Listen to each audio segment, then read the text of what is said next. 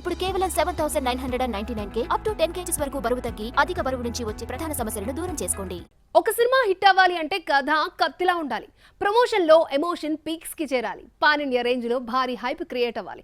అప్పుడే audience theatre కి queue కడతారు. ప్రెసెంట్ ఇదే స్ట్రాటజీని అప్లై చేస్తున్నాడు శంకర్. ఇండియన్ 2 ప్రమోషన్ ని భారీ ఎత్తున ప్లాన్ చేస్తున్నాడు. యూనివర్సల్ స్టార్ కమల్ హాసన్ హీరోగా శంకర్ డైరెక్షన్ లో తెరకెక్కుతున్న సినిమా భారతీయుడు 2. 28 ఏళ్ల క్రితం వచ్చిన ఇండియన్ సినిమాకి ఇది సీక్వెల్. ఇప్పటికే షూటింగ్ పూర్తయింది. పోస్ట్ ప్రొడక్షన్ వర్క్ క్లైమాక్స్ కి చేరింది. రీసెంట్ గా వచ్చిన ఫస్ట్ సాంగ్ క్లిక్ అవడంతో సేనాపతి క్యారెక్టర్ ని శంకర్ ఈసారి ఏ విధంగా చూపిస్తాడు అన్న చర్చ జరుగుతోంది.